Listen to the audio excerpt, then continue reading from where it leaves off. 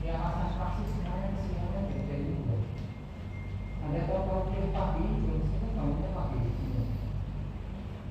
Ya, ini sudah sengaja ini kalau mau kuliah pagi. Kalau kamu mau ikut kuliah ya sudah, nggak usah masuk.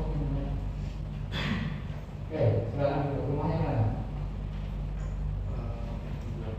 Nah, apalagi kos, kan sudah beda idenya. Ya, kalau kos kan cuma belakang kan berapa menit kok sampai sini. Apalagi bawa motor atau bawa mobil, paling 5 menit sampai loh.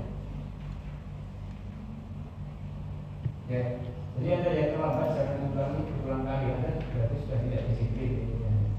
Betul, ini nggak boleh presensi.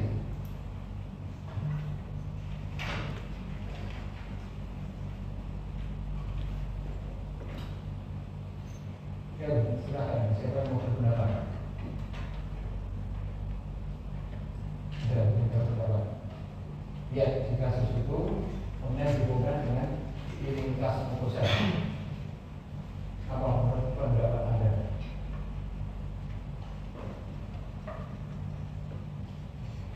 Kemarin sudah saksi dulu sedikit kaitannya dengan imunitas akademik dan imunitas humoral kemudian sudah ya, itu sudah saya sampaikan sebagian. Silakan Anda ini apa menurut pendapat Anda? Ada yang mau berpendapat? Silakan.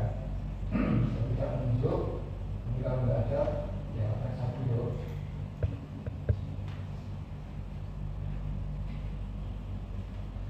Yuk, kereta ini siapa yang mau berpendapat? Ini kereta ini. Yuk. Berapa? Yuk, yang lain. Ini kereta ini. Oke, berpendapat. Satu kereta ini.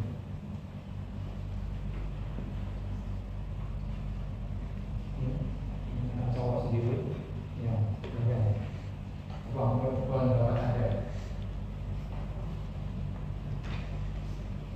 Silakan.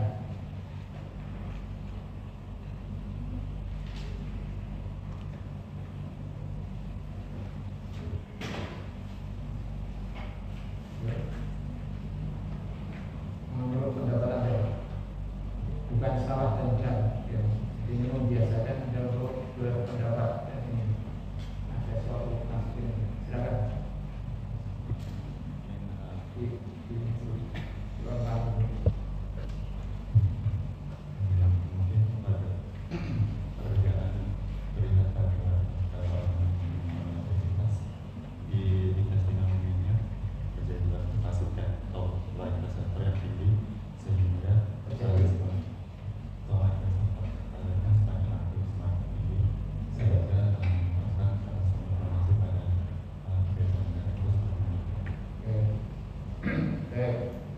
Jadi menurut rekan Anda, jadi pada kasus obes terjadi inflamasi di gastrointestinal.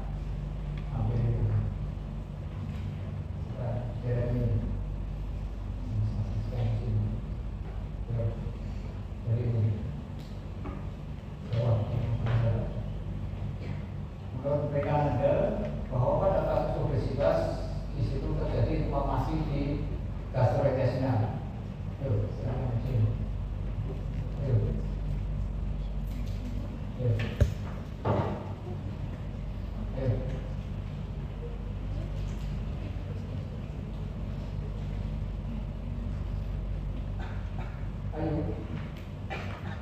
Karena tidak ada yang sementara rawan, ya sudah pasti satu dulu. Ini tidak salah dan benar menurut Anda apa? Anda sudah biasa belum? Sudah bukan PPT-nya? Sudah. Ya, sekarang menurut pendapat Anda, apa bedanya? Atau kalau lihat slide di depan pada kasus obesitas, menurut pendapat Anda apa? Pada slide yang di depan ini. Menurut saya kalau dia dari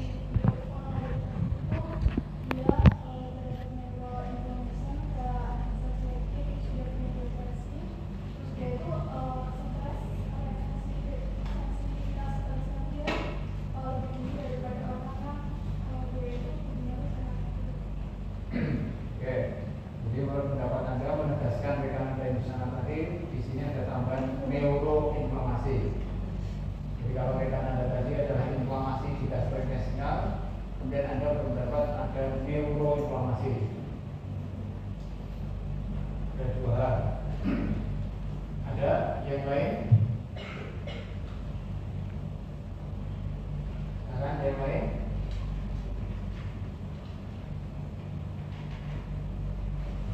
Apakah sama menurut pendapat keluarga Anda di daerah kami? Jawab beri yang cowok-cowok semua. Jadi sudah cowok, saya sekarang cowok lagi. Jawab dia dulu. Menurut pendapat Anda, apakah sama dengan pendapat tadi? Satu informasi, dua informasi, atau ada tambahan pendapat lagi? Kenapa obesitas terjadi? Kaitannya dengan di sistem gastrointestinal.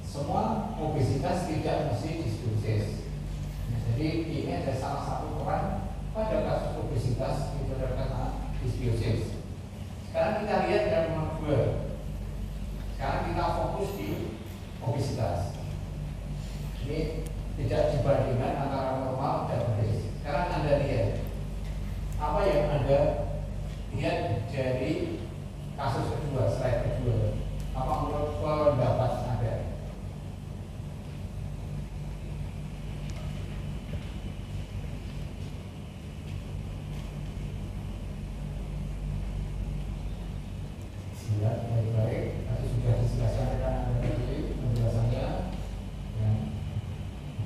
Sekarang kita lihat di slide berikutnya.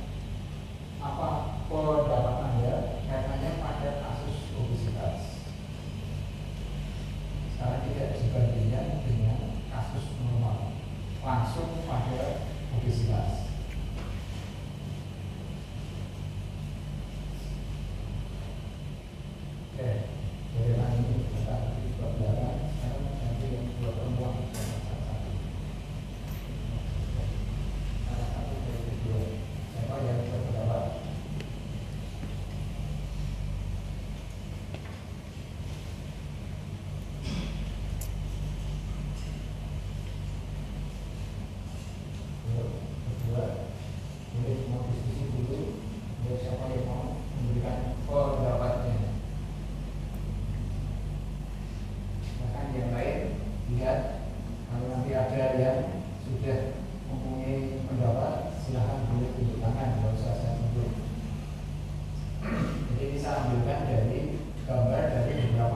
jurnal di sini.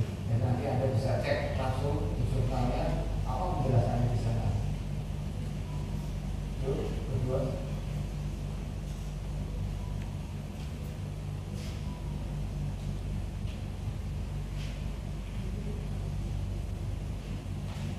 Yuk.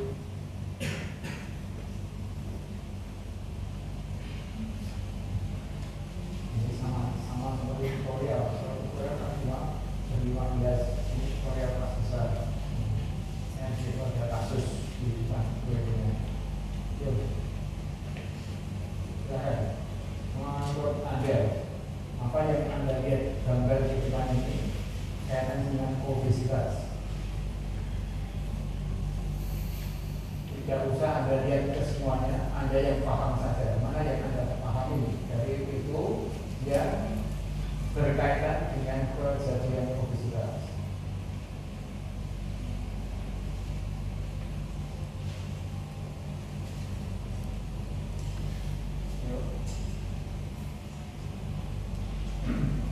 Karena ini nyata dan ada kasusnya banyak. Nanti kalau tidak salah mungkin ada di blog 333 ya, itu penyakit lebih ya 333. Nah, itu salah satunya juga masuk di sana untuk kasus obesitas. Ini hanya saya memberikan contoh untuk masuk ke imunitas mukosa. Yuk, kedua.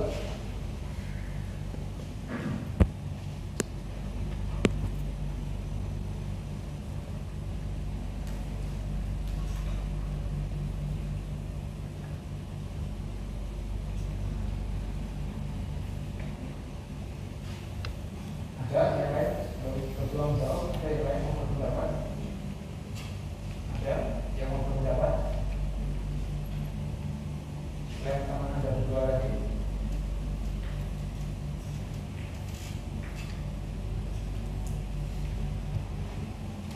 Yuk, berdiskusi juga silakan. Silakan. Apa menurut pendapat Anda?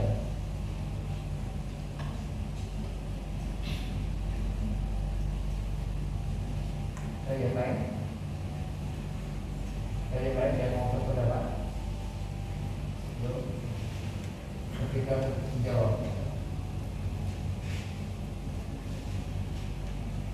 Ada yang lain?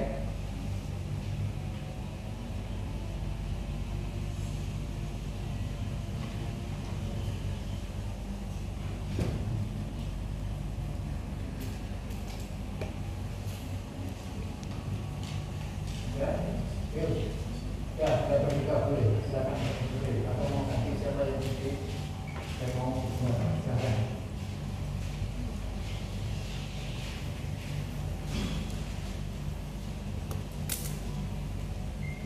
Satu sampai Anda memberikan pendapat kenapa Anda dulu. Ada yang lain mau berpendapat?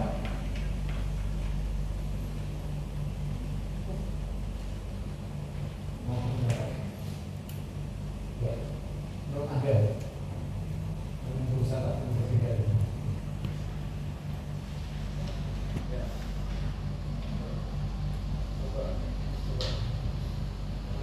coba dulu ini, ambil speaker Anda. Menurut Anda, di obesitas itu kan tadi itu mindset saya udah kalau kerja dari obesitas itu berat menyebabkan kesehatan dari gangguan baik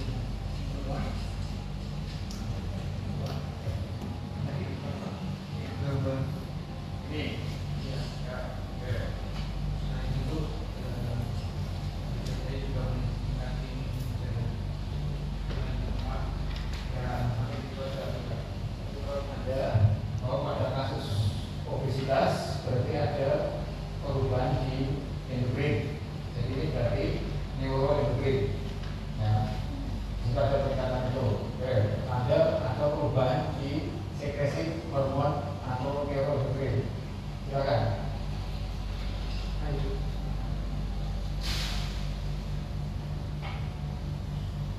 Jadi melihat dari satu sisi bahwa ini ada efek dari aksis. Dan aksisnya di sini dari aksis dari nadi pusat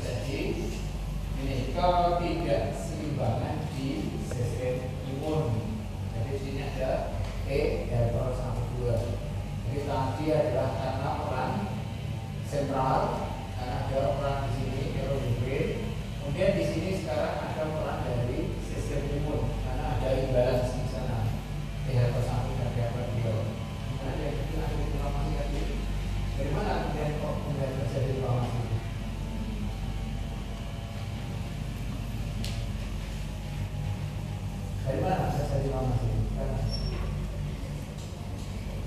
Ya. Ya, jadi ini inflamasinya karena salah satu pemicunya adalah ketidakseimbangan ini THR 1,2 salah satunya, ya kan? Salah satunya. Satu lagi, karena ini tadi satu adalah kaitannya dengan endokrin, yang kedua adalah imuno. Ini kan berarti imun. Ada nggak satu lagi? Lihat dia juga baru. Yang satu lagi juga itu berperan. Ya.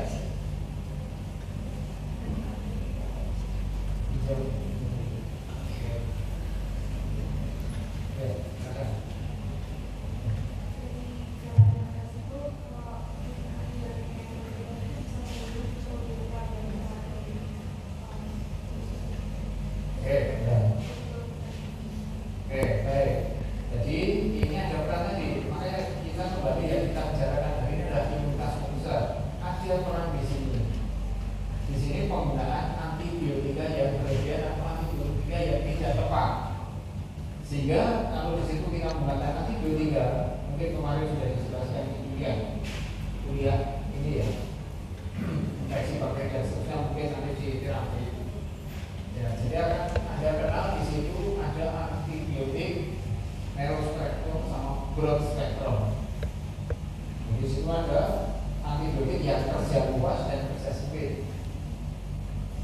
Apa contohnya? Jadi misalnya di sini ya. Padahal di mikrobiota khusus ini kan ragam jumlahnya itu sangat banyak. Karena sangat, karena jumlahnya kita tidak tahu pasti berapa jumlahnya. Dan variasi jenisnya juga sangat banyak. Nanti kita lihat di belakang, makanya ini kuncinya ada di sebelah. Kalau kemudian kita tidak bijaksana menggunakan antibiotika, jadi misalnya infeksinya itu gram negatif. Jadi misalnya karena infeksi Escherichia coli atau salmonella, bukan gram negatif. Tapi kemudian antibiotiknya yang digunakan adalah antibiotik broad spectrum. Jadi antibiotik yang kerjanya luas, berarti dapat membunuh gram negatif maupun gram positif. Jadi yang terkena tidak hanya E. coli saja, yang gram positif juga mati. Itu kalau yang patogen, belum nanti yang komensal yang di situ menguntungkan kita, itu juga kena antibiotik, juga akan mati. Nah kalau mati, berarti ini mengganggu simbiosis nanti. Berarti berubah menjadi disbiosis. Karena yang orang-orang juga mati.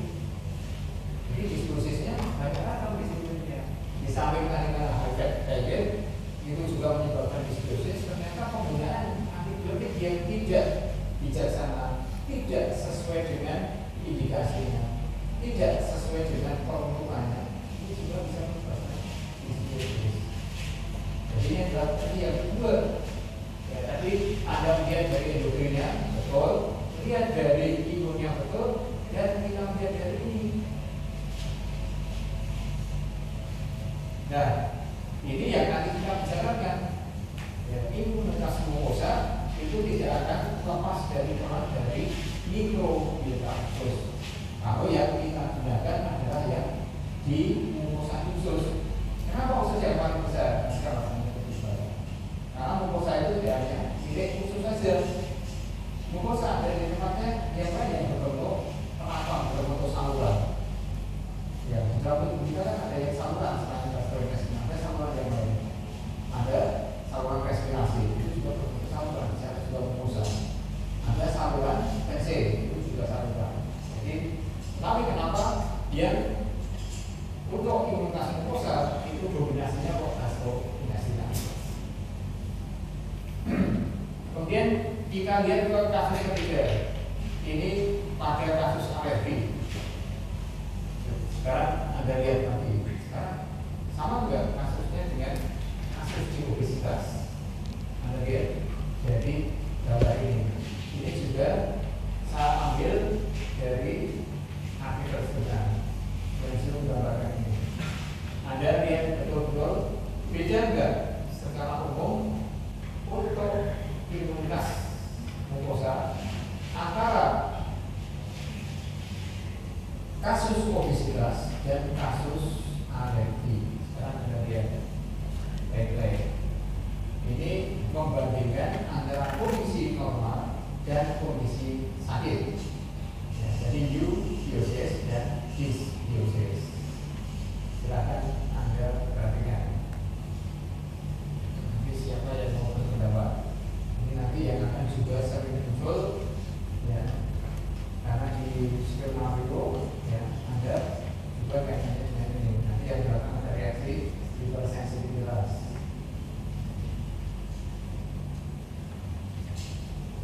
Ada yang berpendapat untuk gambar ini?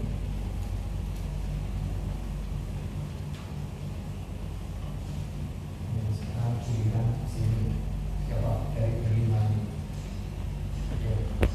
Siapa dari berlima?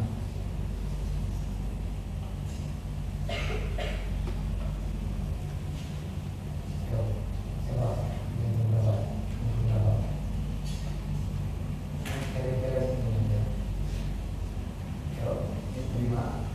Ambil salah satu menurut Anda, kenapa di situ bisa terjadi alergi menurut pendapat Anda? Dari gambar itu sudah sangat jelas. Kalau di sini kelima, Anda salah satu dari ini, saya sudah ke rekan yang lain.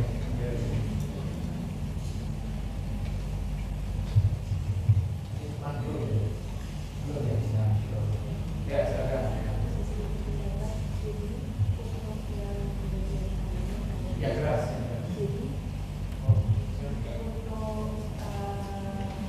Bayi sendiri itu kan ada faktor genetik, kemudian dia bisa dipengaruhi oleh gimana bayinya mulai dari kecil. Kalau misalkan seksa itu ada kemungkinan untuk bayinya itu ada alergi. Kemudian kalau misalkan Satu, ya, oke.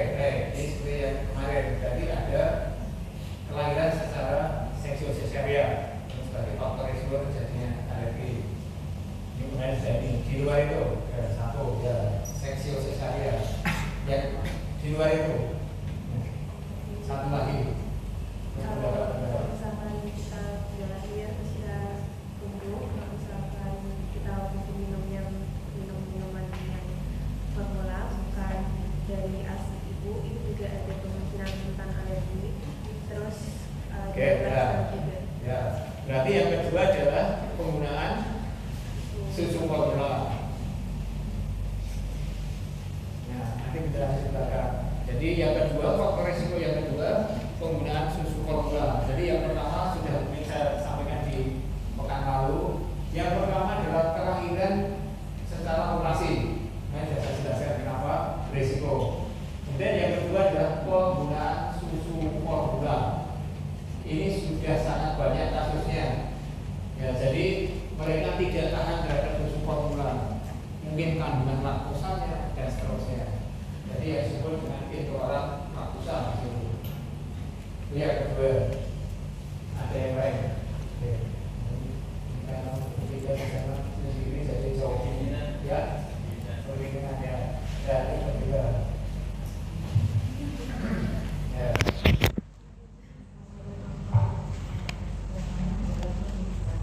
Ya.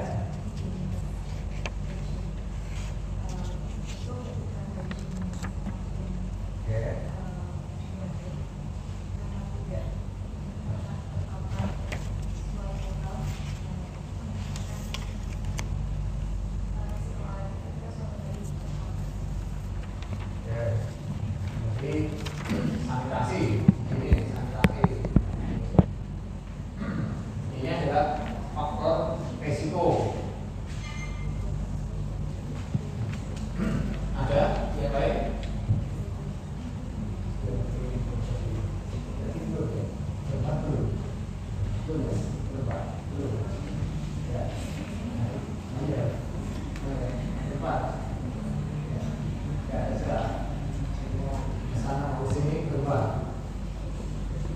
Yang pertama operasi ya, seksi sesarian. Yang kedua faktor risiko di situ susu formula. Ketiga kemudian higienis sanitasi.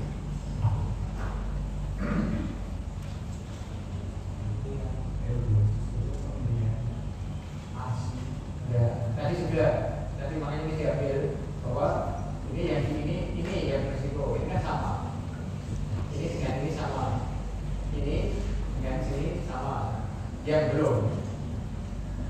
Menurut Anda yang belum.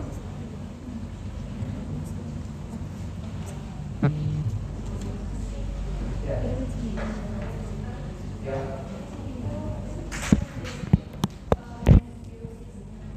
Diskusinya terus. Ya, ini sudah terus. Ini ada orang itu juga terus.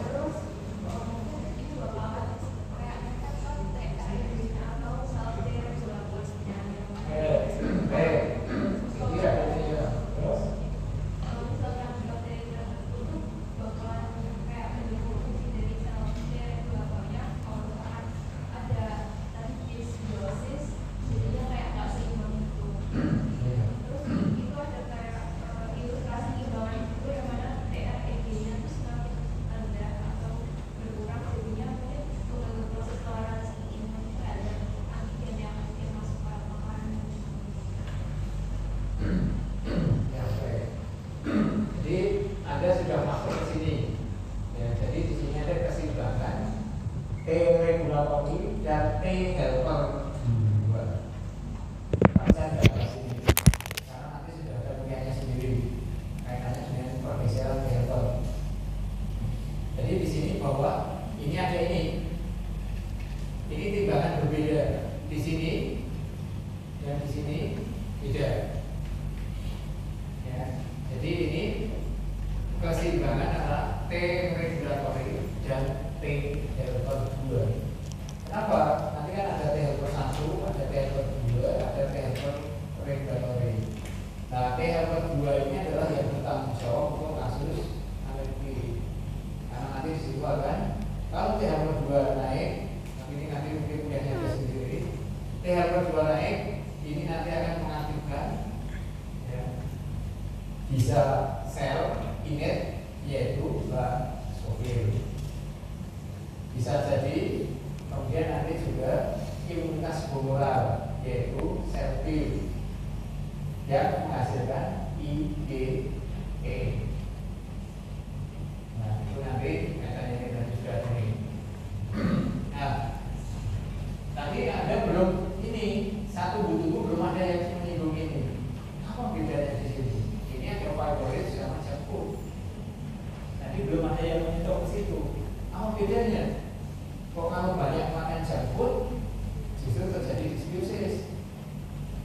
Tadi belum ada yang menyentuh ke situ. Kira-kira kalau menurut Anda, kalau ini makan jangkut kemudian banyak terjadi disbiosis, menurut Anda kira-kira apa?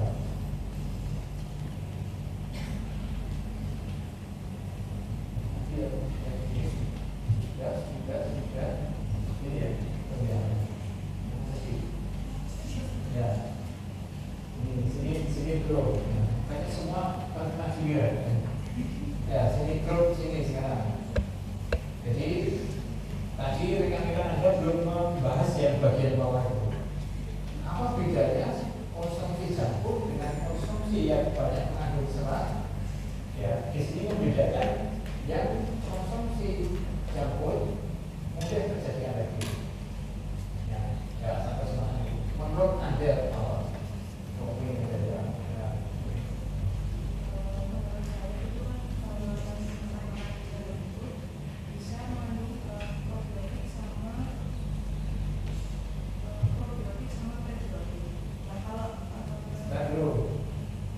yang mengandung banyak serat itu ada kandungan probiotik. Maksudnya bisa dari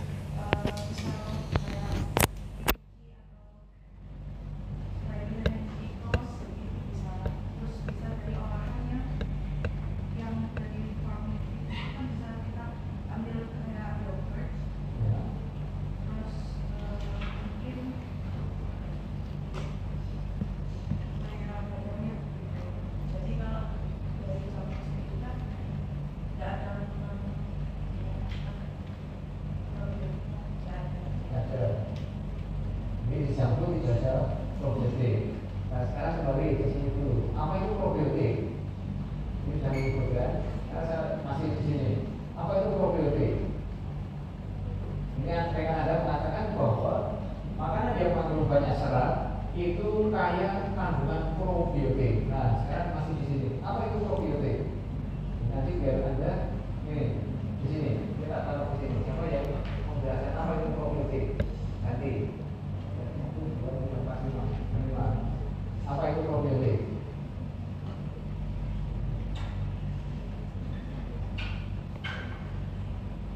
Karena nanti ada istilah probiotik dan prebiotik. Ini nanti jangan sampai ada keliru. Ada dua istilah probiotik dan ada prebiotik. Nah sekarang ini apa ya? Probiotik apa? Ya.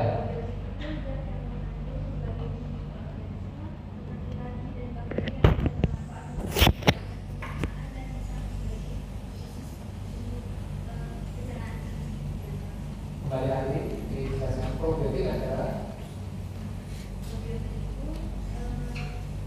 zat yang mengandung berbagai jenis mikroorganisme yang bisa bermanfaat untuk meningkatkan pencernaan. Nah, jadi di situ ada fungsinya yang mengandung berbagai macam mikroorganisme yang memanfaatkan. Nah, kalau kemudian prebiotik, tadi sini sudah belum ya? Ini belum ya? Belum ya? Sekarang prebiotik. Tadi pro sudah, sekarang prebiotik. Ini nanti jangan sampai keliru. Anda sudah mungkin di kedokteran, nanti tidak bisa membedakan probiotik dan prebiotik. Ya. Ini coba. Kalau ini berlima, mau ikuti dulu. Tadi saya jelaskan, kalau pro, apa kalau istilah yang mudah untuk menerjemahkan pro? Baik. Kan ada istilah pro dan kontra. Nah, kalau pro berarti ya kalau pro jadi mendukung, setuju. Ya kan saya setuju dengan biotik. Nah, artinya biotik tadi adalah berarti biotiknya adalah makhluk tadi. Makhluknya apa? Ya tadi mikrobiota itu berarti biotanya itu. Biotiknya adalah biota itu. Pro dari dia. Nah kalau pre nanti silakan.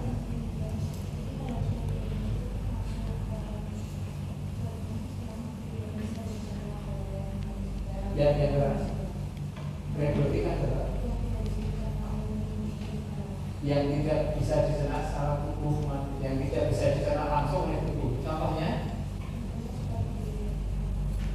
adalah jadi yang tidak diserap dan tidak diabsorpsi tadi berarti namanya prebiotik. Jadi kalau lihat di sini gimana? Yang tidak bisa diserap dan di situ, nah ini berarti fiber. Jadi serat ini tidak dapat diserap, tidak dapat diabsorpsi, tidak dapat didigesti. Ya, aku sudah tulis ini sudah belum kuliah di metabolisme dulu terus gastrointestinal sudah ya biasa sudah. Tapi kemudian yang apa namanya metabolisme karbohidrat sudah sampai ke serat enggak? Menyinggung sampai ke serat enggak? Sampai menjelaskan ke serat enggak? Enggak. Sama sekali enggak? Ya, tadi sudah. Jadi jangan kembali ya tadi. Tadi yang dijelaskan tadi probiotik. Nah, dari bahasa Sunda. Yang pro ini adalah mikroorganismenya.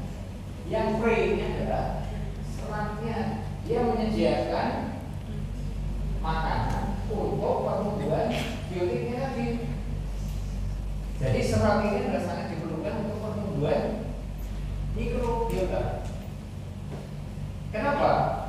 Nanti ini namanya nanti saya selesai. Makanya ini saya sampaikan, Anda kemudian kita berdiskusi. Kenapa itu menyediakan makanan bagi prebiotik, probiotik, jadi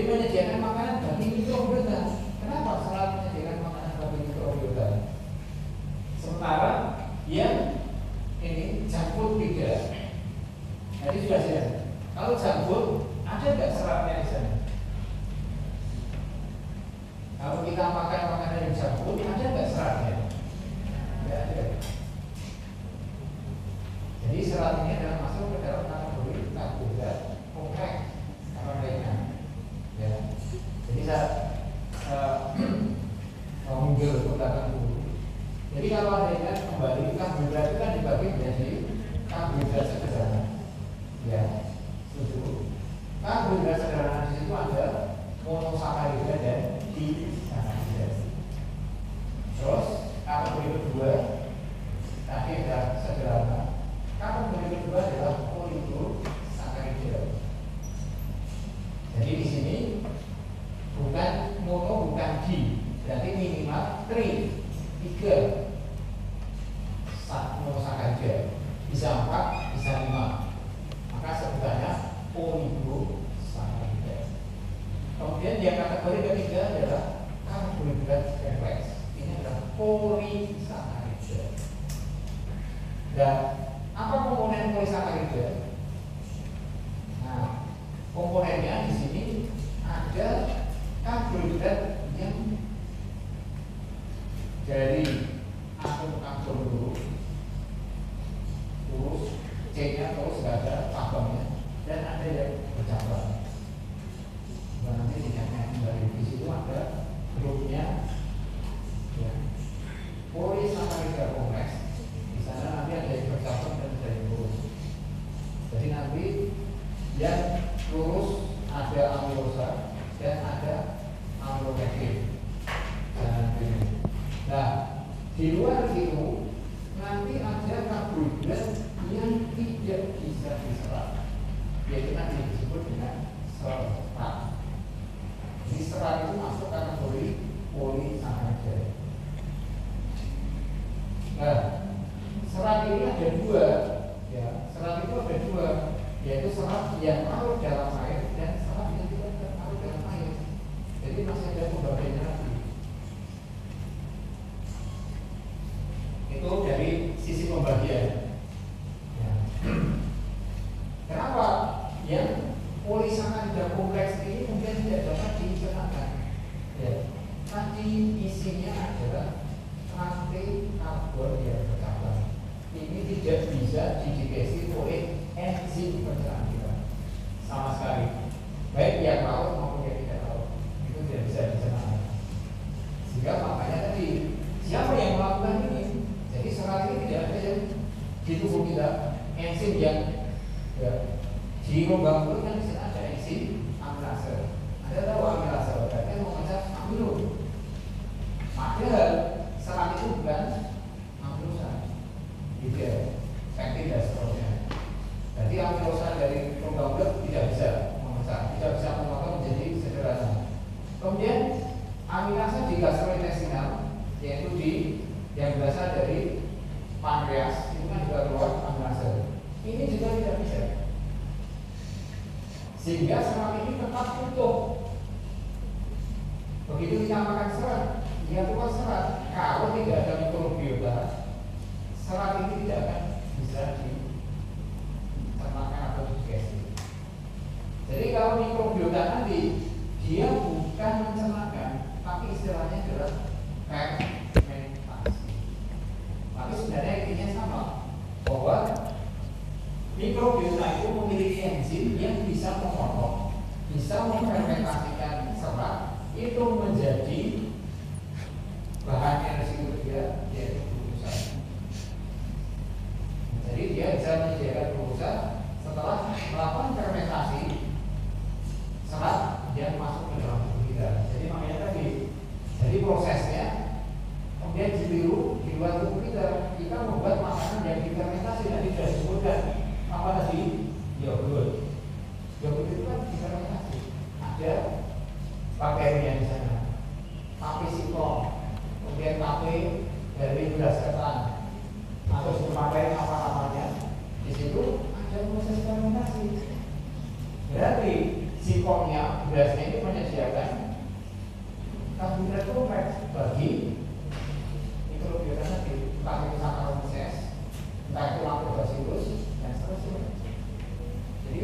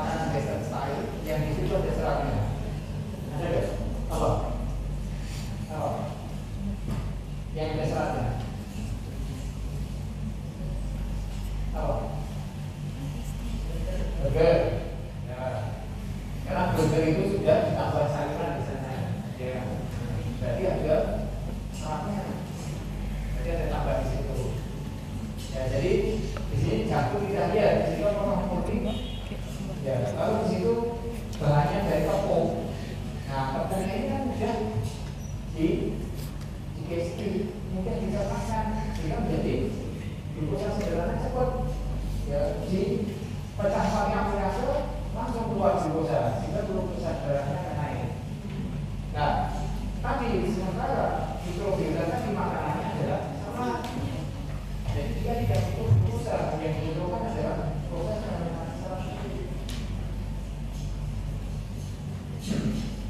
Sudah sampai di sini. Saya tidak sampai ke belakang, tapi ini ya di sini dulu untuk ini sebagai dasar memahami imunitas glukosa. Sudah ada yang mau diskusikan sampai di sini. Sebelum saya pindah ke murni imunitas glukosa. Ada yang mau diskusikan? Baik, kalau tidak ada, sekarang kita geser. Ya. Kenapa masuk ke imunitas mukosa? Sekarang kita lihat, Anda sudah praktik di histro untuk gastrointestinal. Sudah, Anda lihat di bagian dalam kan ada lapisan mukosa di sana. Ini ada lapisan mukosa di sini. Ya, salah satunya nanti ada epitel dan seterusnya. Ini makanya disebut mukosa. Ini ada mukosanya. Kemudian dengan ini sistem respirasi. Saya tambahkan di saya jawab dengan saya berikan lagi nanti. Ini ada mukosanya enggak? Ada. Ini ada lapisan mukosa. Jadi yang berbentuk saluran ini dalamnya ada lapisan mukosa. Jadi tidak mutlak hanya milik gastrointestinal. Kemudian yang ketiga, ini ada di ureter, mungkin juga ada di uretra. Ini juga ada saluran. Dalamnya adalah ada jadi ada yang di situ berbentuk trakeus, dalamnya ada lapisan mukosa. Nah, tadi sudah saya sampaikan, kenapa kemudian yang menjadi begitu penting kok trakeus gastrointestinalis, kok tidak respirasi, kok tidak pulmonika. Ini yang membedakan dengan ini. Ada ingat ya, di saluran gastrointestinal ini tidak pernah terpapar oleh bahan asin. Jadi setiap saat kita rutin makan, nah makanan itu kan bahan dari luar. Macamnya pun juga bervariasi. Coba yang masuk ke saluran pernapasan, apakah ada variasi? Yang masuk ke saluran pernapasan kan hanya udara, kan nggak ada yang lain lagi. Ada, karena udara ada polusinya, berarti beda. Tapi kan masih udara. Sekarang coba makan, jenisnya apa di situ? Variasinya banyak sekali. Ada bersumber dari karbohidrat, ada bersumber dari protein, ada lemak, kemudian ada kolesterol, ada mineral, ada yang dari binatang, ada yang dari tumbuhan. Ragamnya banyak. Kemudian di saluran kencing, apa yang masuk ke sana? Ada makanan yang masuk ke saluran kencing. Ya. Saluran kencing di situ hanya fokus ke pembuangan untuk membuat bahan-bahan yang berbentuk cair, difiltrasi di ginjal, kemudian dikeluarkan. Nah, ini kan yang menjadi salah satu ini. Ya. Jadi yang di sini banyak, yang tidak hanya satu. Tapi kenapa yang nanti paling banyak di ya, jelaskan adalah gastrointestinal. Ini saluran biasa dulu. Kita masuk ke ya, kalau kita lihat tadi mukosa banyak di mana-mana. Jadi tidak hanya satu mukosa, banyak mukosa ini. Lalu kalau kemudian kita lihat, memang gastrointestinal itu adalah sangat panjang.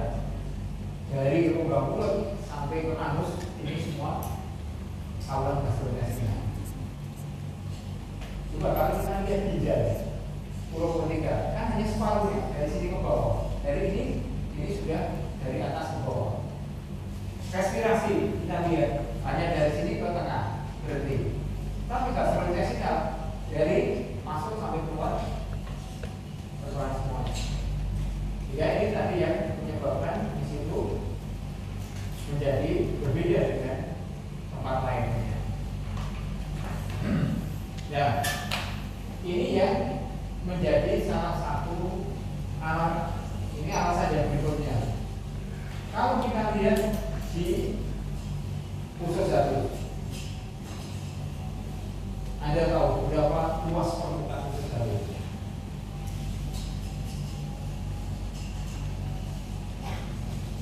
Nah, kalau Anda lihat di histologi, usus halus itu kan bercabang-cabang. Nah, kalau kemudian dihitung, ya, ini permukaannya, Anda lihat di sini ini sebagai alasan yang lain. Di usus halus ini luasnya 400 meter persegi. Nah, kalau kita di sini ini berapa meter persegi? Berapa kira-kira? Kira-kira paling mungkin 6 kali 6 itu paling besar, atau mungkin 6 kali 4. Padahal usus halus ini 400 meter persegi. Bisa kita bayangkan, berarti satu rumah luas 400 meter persegi itu hanya bilik. Bisa kita bayangkan. Padahal kalau di dalam kita ada segitu, itu masih ini. Tapi begitu dibentangkan, ini 400 meter persegi.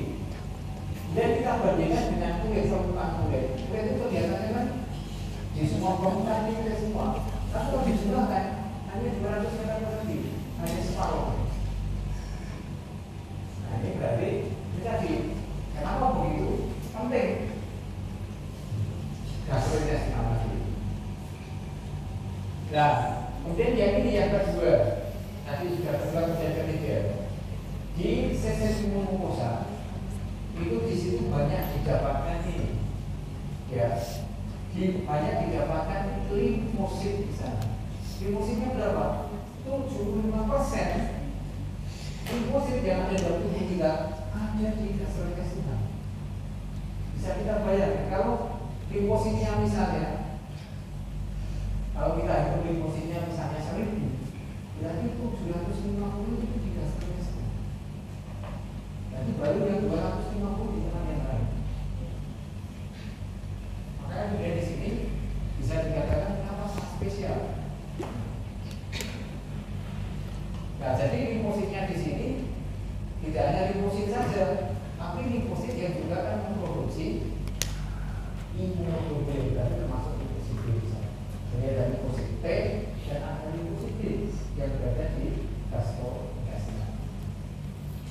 Nah, tadi sudah saya sampaikan alasan tadi, ya, di gastrointestinal itu akan masuk sembarang makanan yang masuk. Ya, kita sebagai makhluk pada waktu makan kan tidak pernah, oh ini makanan ini ada kontaminnya apa enggak?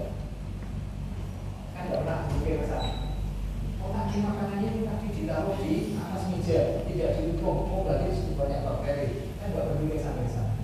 Coba kalau kita berpikir ke sana dan kita bisa melihat bahwa kita bisa melihat makhluk kecil, kita tidak akan bisa dimakan.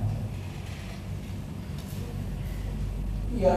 Ya kalau nanti misalnya kita lihat makanan itu kemudian kita lihat di mikrobiologi, begitu banyak di sana yang menghubungi mikroorganismenya. Jadi kita nggak bisa dimakan di sana. Itu yang tentu kita harus bersyukurnya di situ. Jadi tidak ada jaminan bahwa ini makanan steril, tidak ada.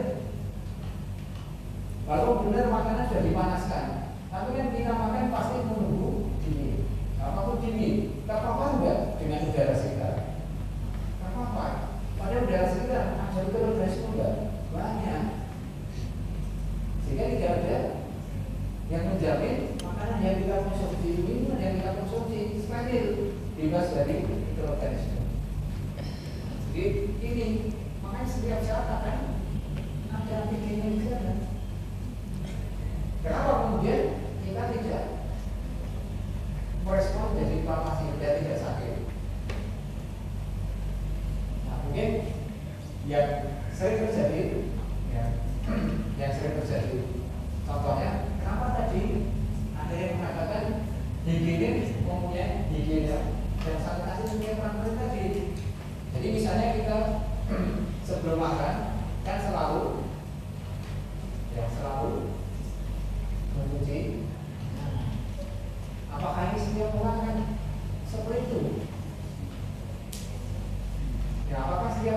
sebelum makan pasti cuci tangan. Nah, ini tidak ada yang ini. Coba misalnya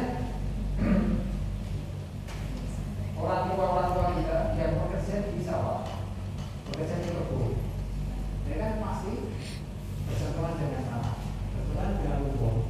Apakah kalau begitu dia sampai selesai pengajian, dia cuci tangan dulu? Nah, ada cuci tangan pakai sini, tapi ada yang begitu dia sudah langsung makan. Nanti kalau kita kembalikan, dia sakit enggak? Nah, jadi di sini antigennya banyak. Jadi ada ini ya. Kalau kita berpikir di situ, kita oh iya ternyata di situ banyak sekali ini ya. Ini yang sebagai ini. Kemudian yang berikutnya di gastrointestinal itu di situ banyak stasiun yang isinya adalah deposit tadi. Kan ada disebut dengan limfonodus. Ya, ada limfonodus mesenterica satu contohnya. Selain limfonodus, nanti kan ada di bagian atas di rongga mulut itu kan ada tonsil di sana. Di kanan kiri mulut belakang kan ada tonsil di sana. Tonsil ini termasuk tempat untuk menyimpan sel-sel tubuh juga. Ya. Nah, yang sering ya. Ini khususnya bagi anak-anak kecil. Oh ini karena sering infeksi sehingga tonsilnya dioperasi. Ya, yang sering operasi tonsil kira-kira berpengaruh nggak terhadap sistem penyucian kalau tonsilnya dioperasi? Ya, berpengaruh nggak? Antara yang tonsilnya utuh dan dengan tonsil yang dioperasi, kira-kira berpengaruh nggak? Berpengaruh, karena tonsil di situ tempat ya, sel-sel itu bisa melimfositas. Nah kasusnya kalau iya karena ini toksinnya besar sehingga mulutnya nggak bisa bernapas. Nah itu kan cerita ini maksudnya. Nah kenapa bisa demikian? Nah ini sudah ini yang kita masukkan di sini. Selain itu nanti di bawah di usus halus bagian bawah di duodenum, ilium. Di sana ada apa? Payapes. Nah, payapes ini juga isinya adalah sel atau fungsi-fungsi. Di bawahnya lagi perpindahan dari ilium ke usus besar. Di situ ada perpindahan dari ilium ke usus besar. Di situ ada dari usus halus pindah ke usus besar ada appendix di situ. Itu juga tempat untuk menyimpan limfosit. Jadi begitu panjang di sana banyak tempat-tempat untuk menyimpan limfosit ini. Kita lihat misalkan sakit saja.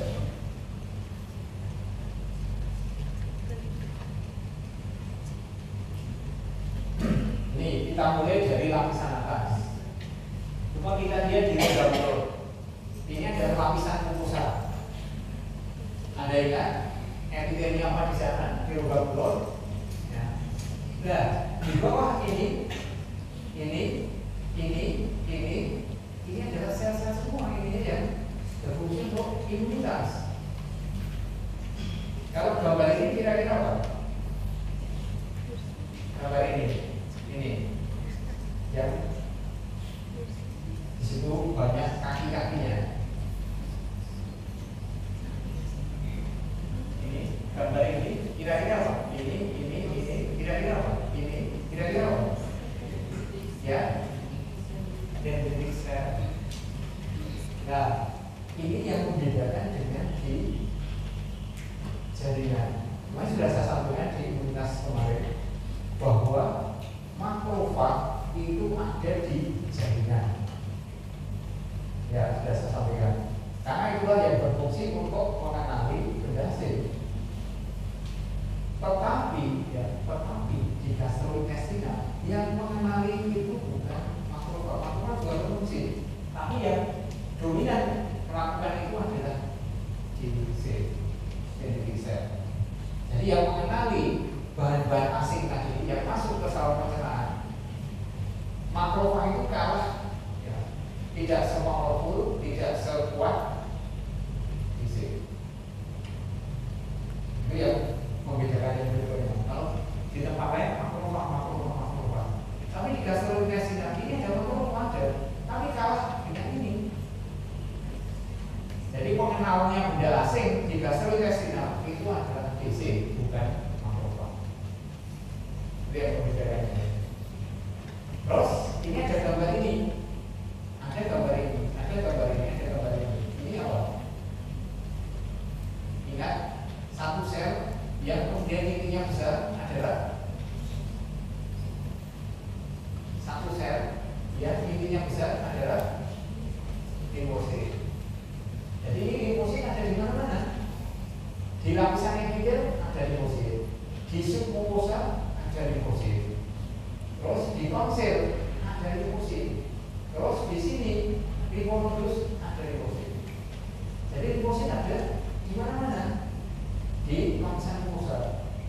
Makanya tadi tidak heran jumlah limfositnya sampai 75%.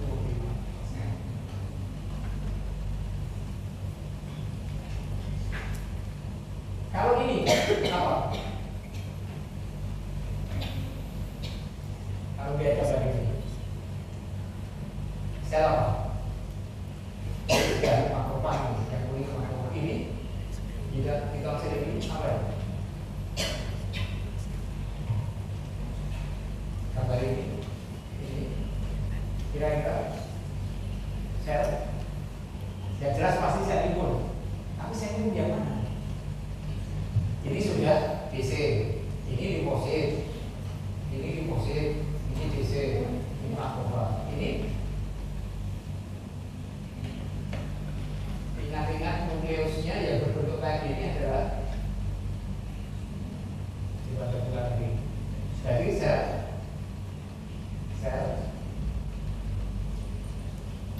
imun yang intinya berbentuk kayak gini. Ini kan berbentuk tawar sel atau 3. Berarti sel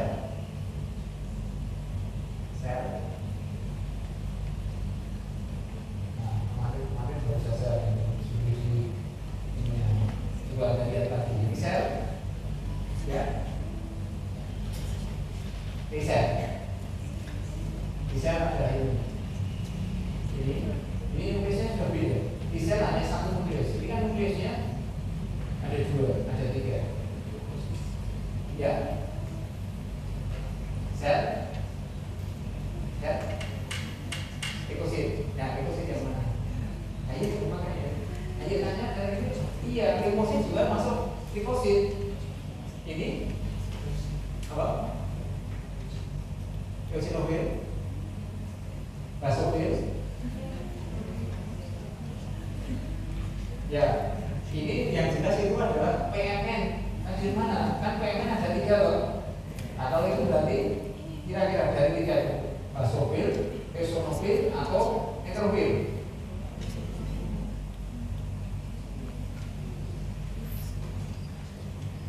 Dari 3 sel PMN ini yang dia memiliki kemampuan untuk menghancurkan dan kemampuan untuk fagositosis adalah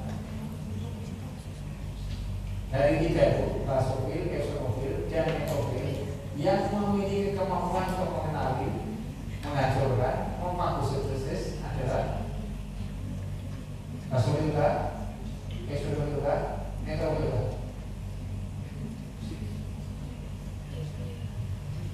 Ini adalah neutrofil. Seperti ini tadi. Nah, kenapa neutrofil nanti bisa masuk ke jaringan? Nah, Anda ingat PMN itu letaknya di mana? Eosinofil, basofil, dan neutrofil letaknya di mana? Di pembuluh darah, di aliran darah. Kenapa ini bisa masuk ke sini? Nah, ini ada. Ya, jadi dia kalau sampai kemudian keluar dari aliran darah, yang bisa keluar adalah neutrofil. dia memiliki kemampuan fagositosis dan menghancurkan asing. Itu yang paling kuat ini ya. Nah, ini yang ada di daerah ini. Nah, kemudian kita lihat di Tunggamulo. Di situ kan tidak hanya satu, tidak hanya tonsir. Ini kan tidak hanya tonsir. Ya, ini tonsir yang di samping. Oh ya, namanya kan bisa macam-macam. Ada limfasis, ya, kemudian ada palpitun, kemudian ada adenoid. Ini semuanya di situ adalah tempat penyimpanan imunisasi. Ya, jadi ini makanya kemudian disebut sangat spesial makanya ininya.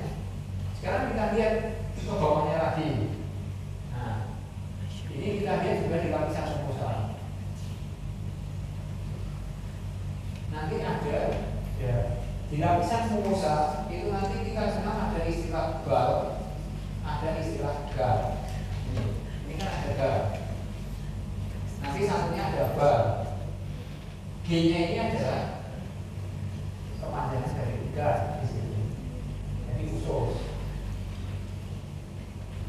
Kemudian di sini A-nya adalah associated di situ. L-nya di poin, D-nya isu. Berarti jaringan dia ada ini fungsinya di sana. Jadi di atas tadi dan di sini juga ini ada. Kemudian ini berarti di usus tadi ada pet tadi. Ya. Nah, kalau di saluran respirasi itu nanti ada bal, D-nya adalah bronchus. Nanti di bronchus juga ada ini kumpulan sel limfosit yang ada di bawah mukosa. Di saluran urovenika, saluran kencing ada enggak? Di respirasi ada bal, di gastrointestin ada gal, di saluran kencing ada enggak? Ada nggak di saluran kencing?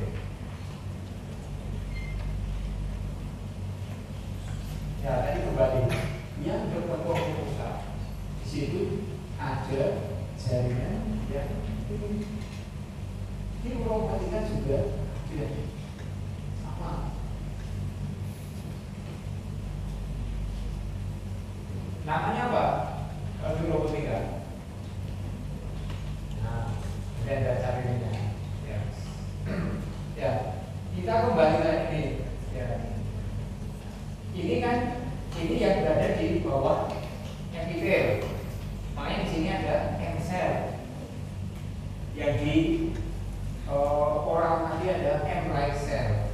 Jadi sel ini beda dengan epitel yang berada di sampingnya. Ini adalah merupakan tempat untuk masuknya ini.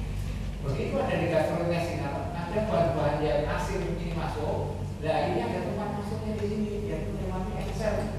Ini nantilah yang kemudian akan berinteraksi dengan makrofag di sini. Jadi ada sel khususnya, jadi semuanya tidak isinya tidak semua. Kalau di atas tadi semua kompleks, nah di situ kemudian ada celahnya masuk ke jaringan limfoid tadi. Ini belum sampai ke limfoid, masih di bawah lapisan mukosa. Nah, kemudian DC itu tidak hanya di area di sini, di tempatnya juga ada nanti kita lihat ini. Nah, dari mana kemudian DC itu berasal? Nanti kita lihat ini. Terus kemudian di lapisan submukosa nanti ada limfonodus. Ya, limfonodus tergantung letaknya. Ada cervicalis, ya, ada mesenterik dan seterusnya. Pasti di situ ada stasiun limfonodus. Jadi makanya kalau di situ ada infeksi, ya, infeksinya bisa di kaki, ternyata di selangkangan terjadi pembengkakan. Pembengkakan di sana ada stasiunnya, ada limfonodusnya. Di leher juga ada seterusnya. Karena di sini ada aktivasi limfosit di situ. Kemudian ini masih kita lihat dulu.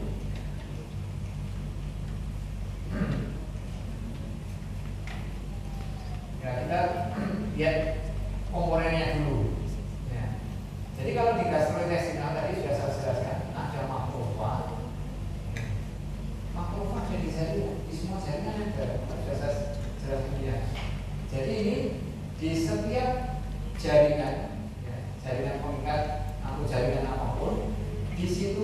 akan didapatkan makrofag. Tadi sudah saya sampaikan. Nah, setelahnya kan beda-beda. Mereka beda. Kalau di liver ada sel liver, kemudian kalau di sistem saraf ada mikrobia di sana. Ini juga tidak adalah makrofag. Tapi yang kita pasti lagi. Nah, ini yang kedua tadi. Yang kedua, selain makrofag itu ada PNN. Tapi kalau PNN itu letaknya bukan di jaringan. PNN, ya ini ada neutrofil, eosinofil, dan basofil. Dari tiga sel ini, yang paling banyak jumlahnya yang mana?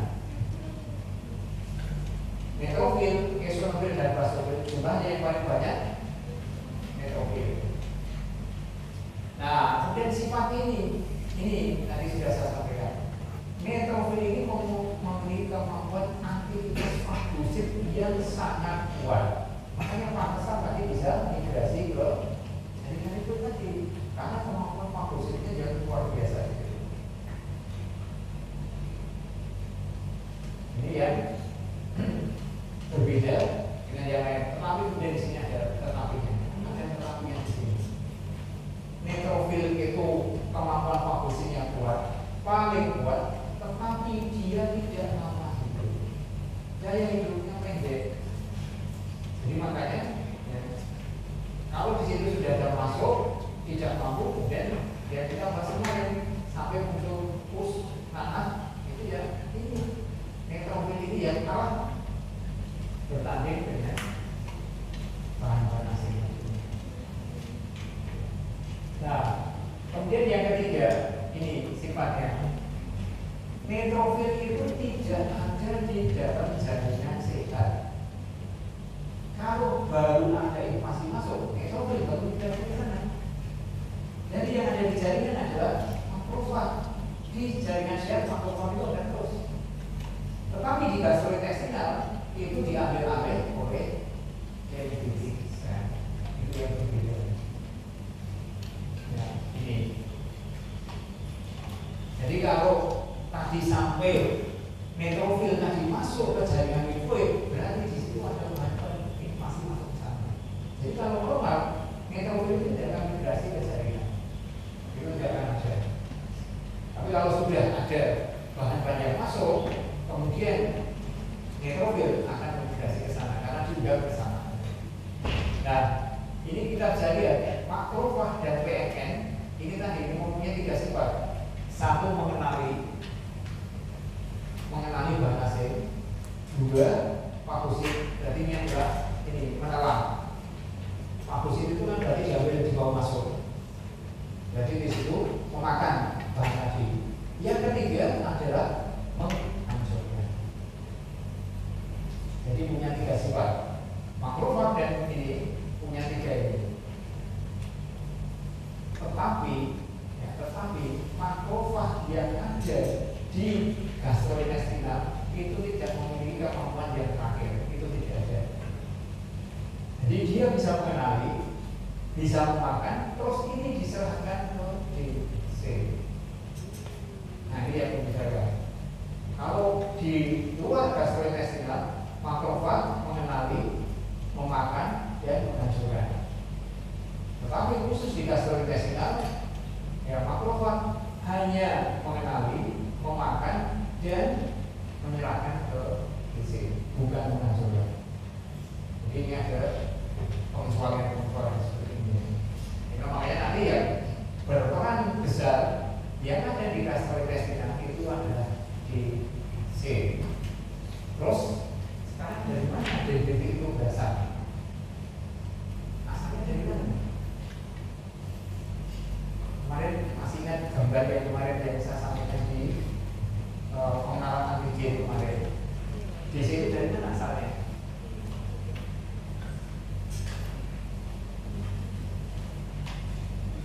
Dari mana DC berasal? Dendritic cell asalnya dari dua tempat.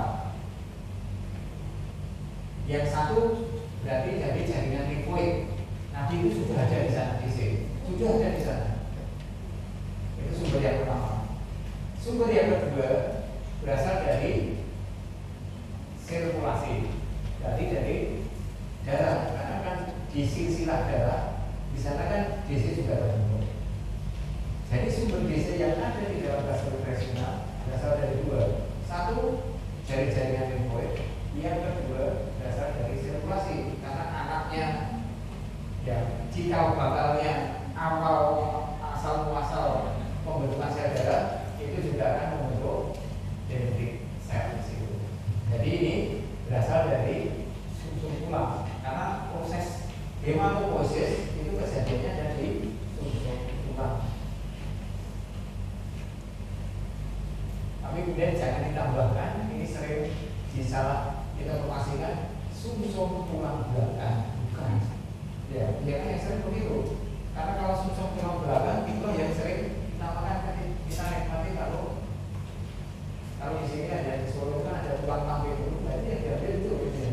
Tapi dalam hal ini hematopoiesis itu adalah sumsum tulang panjang, bukan tulang belakang. Kalau tulang belakang itu tulang pendek. Jadi ini ada tulang panjang ya.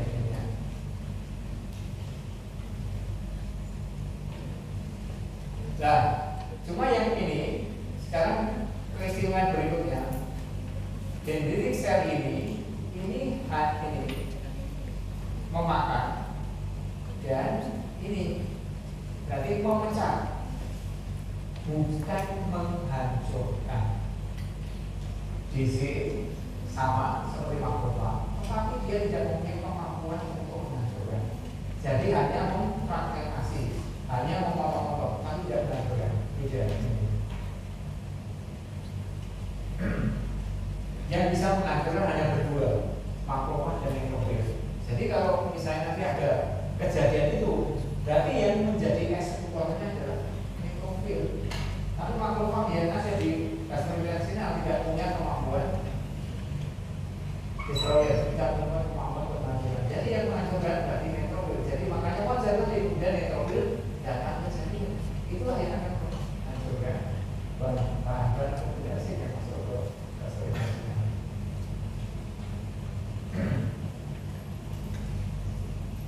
Nah, sekarang kita lihat DC itu ada di mana? Nah, di mana DC itu kemudian bisa mengenali bahan asing yang masuk ke vaskular regional? Posisinya ada di 4 lokasi yang berbeda. Bisa yang pertama ada tadi di Excel tadi ini. Di Excel di bawahnya ada DC. Itu yang terjadi di vaskular regional. Yang kedua, ini ada DC, ya, tapi letaknya adalah di dalam. Jadi ini letaknya ada di dalam.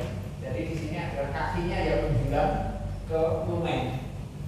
Dia posisinya di dalam, tapi kakinya keluar. Di situ juga kan bisa mengenali. Kemudian yang ketiga, ya, ini Anda ingat Goblet cell. Ingat apa itu Goblet cell? Apa itu Goblet cell? Ingat Goblet cell. Apa itu Goblet cell? Ingat. Jadi di sini makanya ini tidak terpisahnya di sini. Jadi apa yang pernah Anda lakukan histo, ini sekarang sedikit demi sedikit dirangkai. Oh ini begini. Kalau kemarin kan terpisah. Mulai di sistem imun ini dirangkai satu demi satu. Karena sebenarnya rangkaiannya semakin kompleks. Ya. Ini rangkaiannya di awal ini. Jadi di lapisan epitel nanti di tes itu kan ada selain epitel nanti ada goblet cell. Goblet cell itu apa? Sel yang mensekresikan mukus. Apa itu mukus? Apa itu mukus? Nah, jadi di lapisan mukosa itu ada lapisan mukusnya. Makanya disebut mukosa karena ada mukusnya. Mukus itu apa?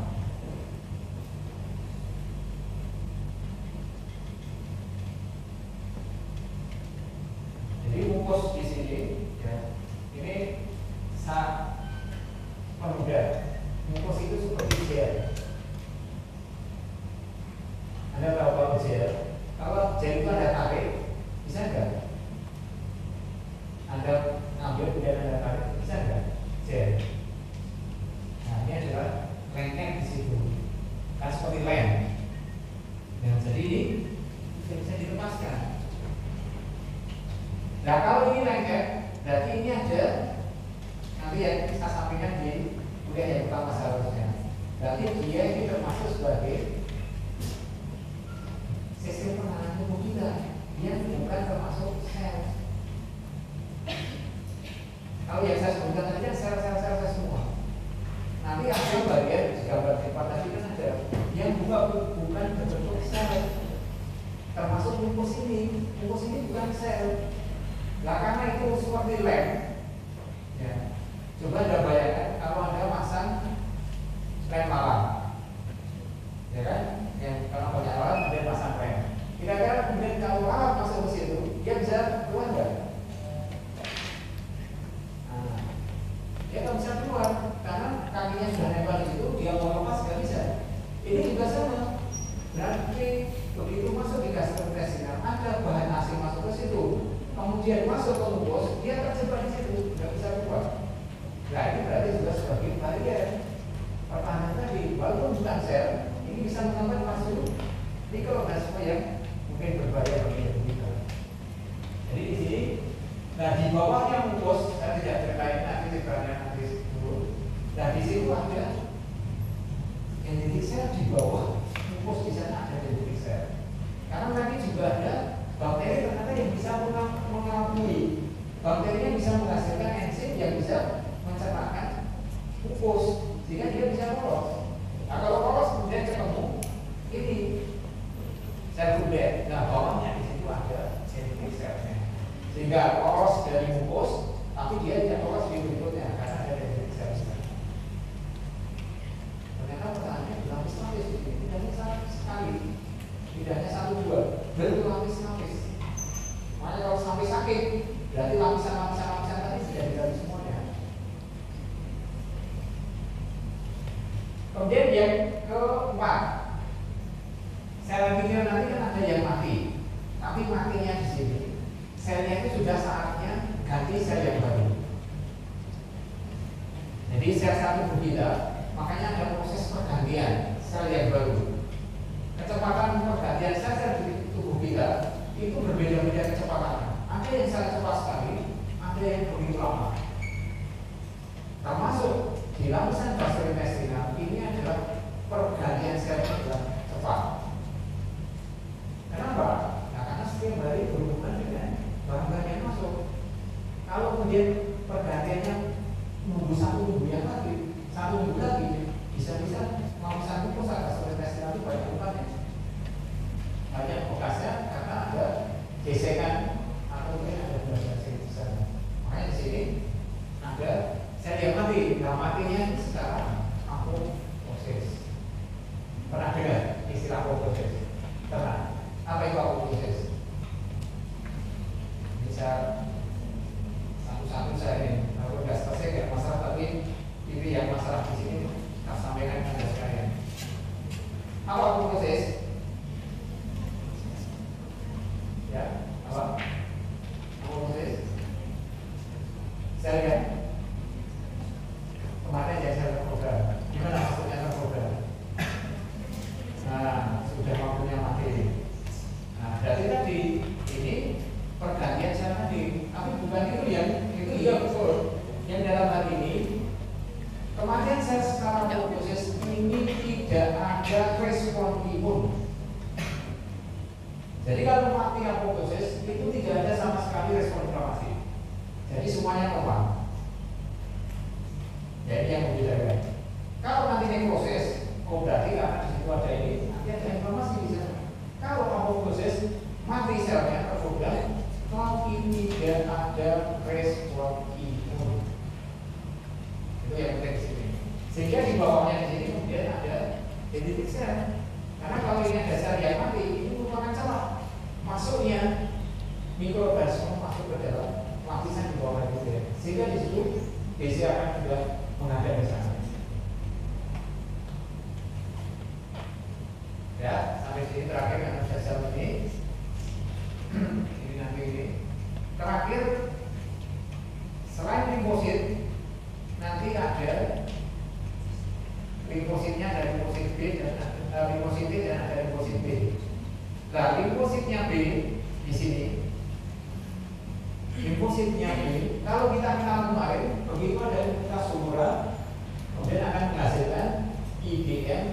IgG. Tetapi di gastrointestinal bukan itu. Yang keluar adalah IgA. Ini juga beda. Makanya kalau ada organisme masuk, yang keluar IgM dulu karena fase akut, baru diundi IgG harus saya. Tetapi di gastrointestinal yang muncul adalah IgA. Nah, kemudian ini IgA ini kemudian akan dikeluarkan di lumen, sehingga IgA itu juga terdeteksi di saliva. Jadi kalau kita ingin mendeteksi IgA di saluran gastrointestinal, yang paling mudah adalah mengambil saliva. Karena tidak usah perlu memasukkan sampai ke sos. Ya. Saliva saja di situ sudah IgA bisa terdeteksi di sana. Ya. Ini yang membedakan berikutnya. Jadi di sini banyak hal-hal kenapa imunitas manusia itu menjadi beda. Ya. Ya, saya kira itu. Dan masih ada satu tapi mungkin ada lihat nanti. Kenapa? Ya jawaban kemarin belum terjawab ya. Maksudnya kenapa mereka keluaran kok tidak terjadi alergi? Nah tadi sudah disebutkan di depan. Nanti ada di sini jawabannya. Ya, nanti ada silakan baca di sini. Ya. Itu yang menjawab ini. Kenapa mereka tidak ada inflamasi? Mereka kenapa toleran terhadap makanan yang masuk? Nah, salah satunya tadi ada di makanan yang mengandung kayak serat tadi yang menghasilkan sorgen fatty acid, itu yang menjaga integritas usus sehingga dia tidak mudah ditembus oleh bahan asing. Saya kira ini saja karena sudah jam 9.30 dan saya tidak menjelaskan satu-satu, tapi yang penting ada mekanisme untuk imunitas. Saya kira sekian saja. Saya beri. Assalamualaikum.